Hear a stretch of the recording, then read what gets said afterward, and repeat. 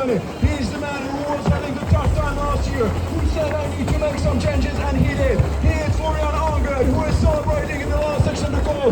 The gap between him and the second is huge, and he is the one who will gain the title. Dámy a pánové, teď je čas ukázat, že Hradecká umí boudět na dnešního šampiona, protože si jdeme pro první obuše konečného hodnocení a dnešního krále. Ladies and gentlemen, welcome the winner of the third edition of Half Ironman Hradecká 2026. He is the one and only. He is Florian Angert.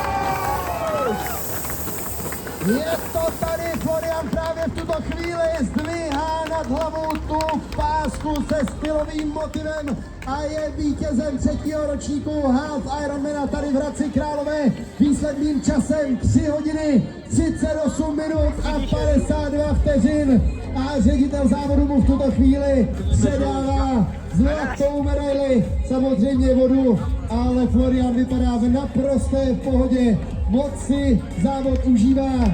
A my mu ještě jednou tleskáme, dámy a pánové, vítěz závodu, Florian Angert!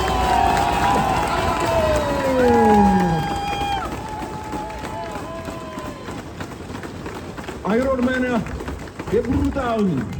Half Ironman o trochu míň, ale pořád dost. Klíčové je umět správně